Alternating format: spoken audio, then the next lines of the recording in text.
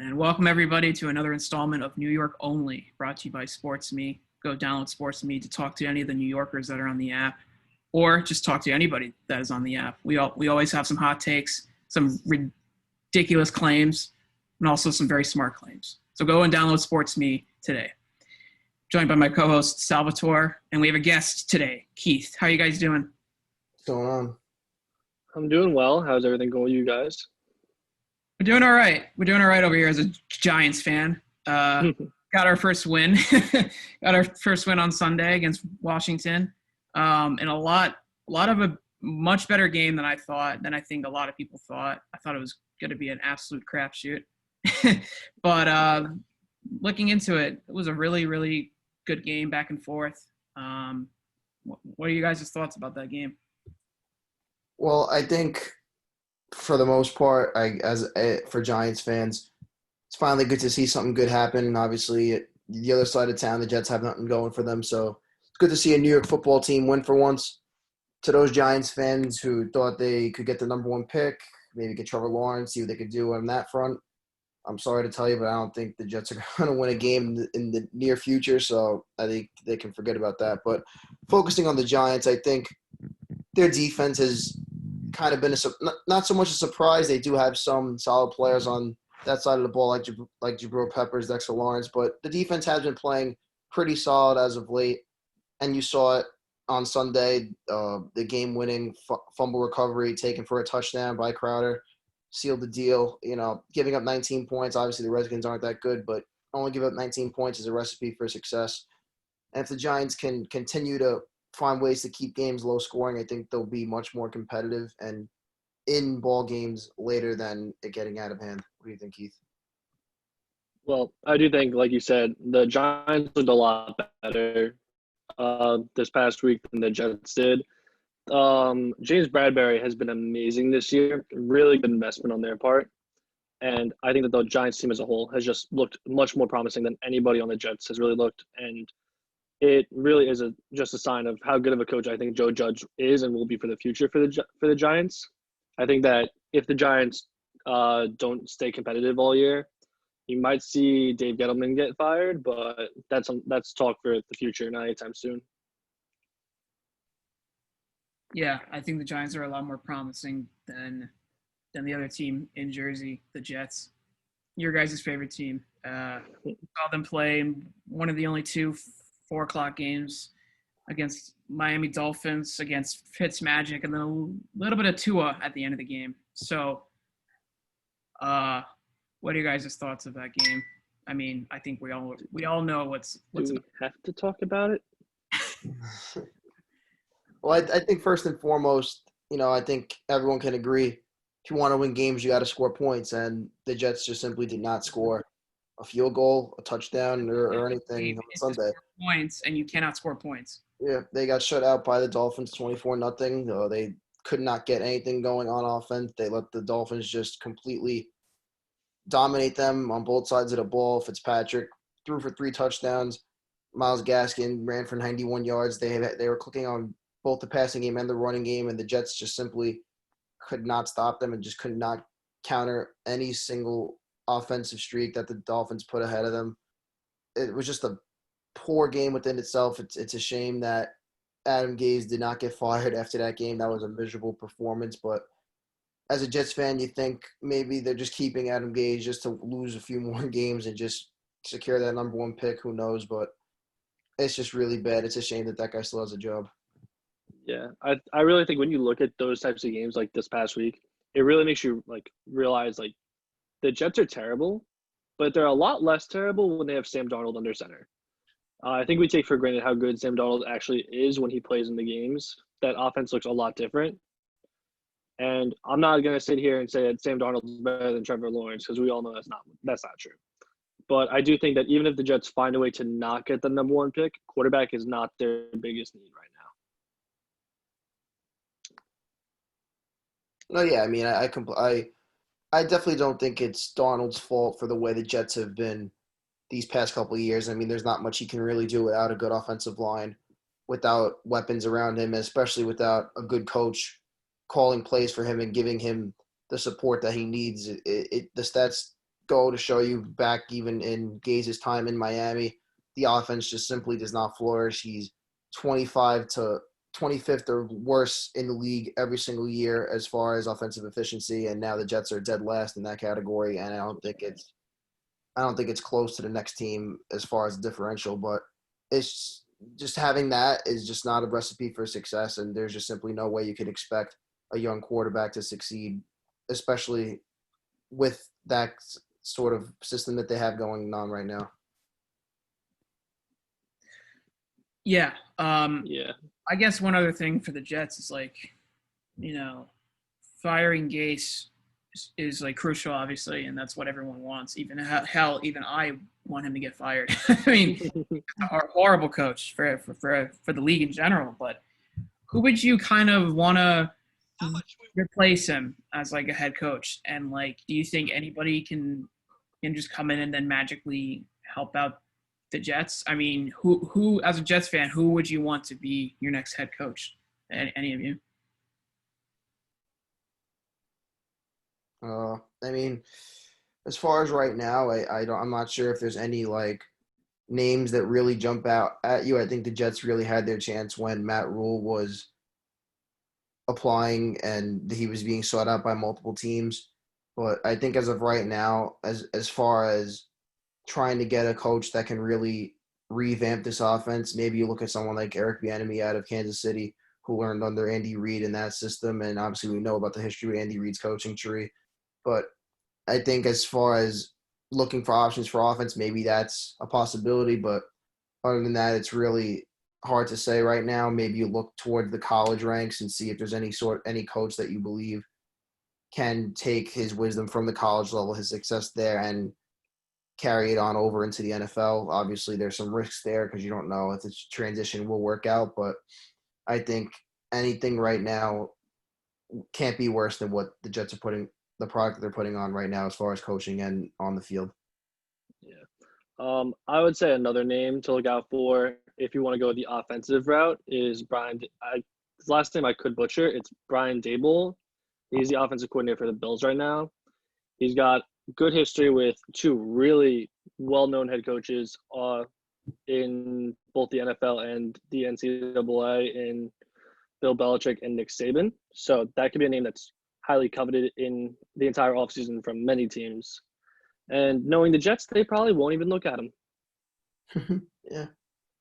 All right. I mean, that's, the Belichick-Saban connection. That's, I think, the biggest reason why Joe Judge got hired on the Giants. So knowing the Jets, knowing them, they're going to hire the worst possible candidate. Is that what you guys think? It wouldn't Wouldn't surprise you? I mean, in the Giants' case, anyone who has good words behind them from guys like Belichick and Saban, I mean, you gotta assume that the guy can do the job. And obviously, the Giants, their roster is simply not a playoff team this year. But it's obviously not Joe Judge's fault. He just got there, and I think he did a better job than Adam Gase with both having injuries and lack of talent. I think it's clear to see the gap between the Giants and the Jets this year. The Giants are at least playing competitive football in some of their games. Their defense is clicking. And you can say their offense just simply hasn't been the same without Saquon Barkley. And then you look at the Jets, they just simply had a pretty good running back that they just completely squandered by not using him properly, not calling the right plays for him. And it's just two completely different franchises. Yes, they're both in a similar state right now as far as not having success, but you can see the direction in one franchise compared to the direction in the other franchise, and it's a very bad difference. Yeah, I mean, literally, you can definitely see the difference. And I've said this too, like on previous episodes, like the Giants are not getting that much flack for losing a whole bunch because they're literally, correct me if I'm wrong, they're the second most valued team in the NFL. So the money is just going to hinder their success, which is obviously not a good thing for me being a Giant. So, and I said this in James and Josh's show. explain your take. Like Le'Veon Bell, literally, I don't know what the money to yardage was, but I feel like literally 1 yard that he gained as a Jet was like $1 million Definitely. of the With it. amount of money that you guys paid him was unbelievable. It's a shame because it's like you look at they paid a running back all that money and they did not use him properly, did not call the right plays for him, did not put him in a position to succeed, and you simply never built an O line around them. So there's just simply no way. It doesn't matter how good you are as a running back. If your O line is completely terrible, you're not going to have success. But it just goes to show. Look, then you look at all these running backs who come out of nowhere behind great offensive lines. Look at James Conner out of Pittsburgh. Pittsburgh has one of the best offensive lines in football. Guy in fantasy. He comes in for Le'Veon Bell once Le'Veon Bell says, "Okay, I'm sitting out," and he turns into a superstar running back. It just goes to show that you need to have the pieces in place to have success, whether it's coaches, players, no matter what. Yeah, I mean, you don't even have to go all the way back to last season. You can see it this year with guys like Alexander Madison and Mike Davis, who are flourishing in backup roles when their best players go down. And the O line it really is like the selling point on your running back. Right. And Davis was also another guy in fantasy that I picked up in a trade. Huge asset, 30-point game, 20-point game. I just traded him for a Carolina receiver though, because CMC will be back in a couple weeks, so the long-term value will be great. But moving on from that, Keith, I want to bring this up to you first. We got a Thursday night football banger, air quotes. Giants are playing the Eagles tomorrow night. Can't believe it. It's already Wednesday, but Giants Eagles. Who do you got? I'm going to go Eagles. Carson Wentz has looked pretty good. I think he had a really good game last week. Not an amazing game, but one that I think he can build off of. And, yeah, this will probably be another slugfest between two really bad teams in the NFC East. And we'll probably see one of them win when they don't deserve to win. And that's just going to be the whole point of the NFC East this year. A team that it will make the playoffs that didn't deserve to. And it's just going to be something that probably wouldn't have been a big issue if the Cowboys kept Dak Prescott. They probably would have rebounded and won at least 7-8 games, but now we're looking at a six-game win team going into the playoffs. I don't know. I think I'm going to go with the upset. I think the Giants have a chance to win this game and ride their momentum. The defense has been solid, and you look at the Eagles, they're missing quite a few pieces on offense. Miles Sanders, Zach Ertz, Alshon Jeffrey, Lane Johnson may not play. So I think the Giants do have a chance to win this game. They definitely can make it competitive at the very least. And the Eagles are another team. That whole division just simply has not been good this year at all. Like there's no team in that division that deserves to make the playoffs no matter who wins the division.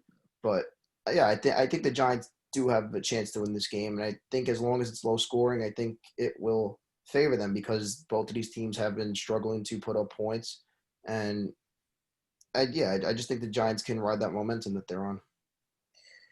Yeah, I just saw a tweet from ESPN Stats and Info that the Eagles are projected to win the East at a 6-9-1 record. that just goes to show you how terrible the division is. So we're going to talk about some betting here regarding the two teams that are going to be playing on Thursday and Sunday. So according to DraftKings, our fantastic sponsor, Giants and the Eagles, we got the Eagles minus 4.5. And total points is 45. What are you guys doing for those two bets? Are you going over for the amount of points? Are you going to take the spread? What are you guys going to do if you were going to bet?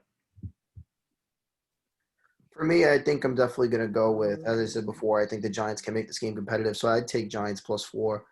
And I think this game will go under. I think simply just the Eagles lacking all of that talent on the offensive side of the ball.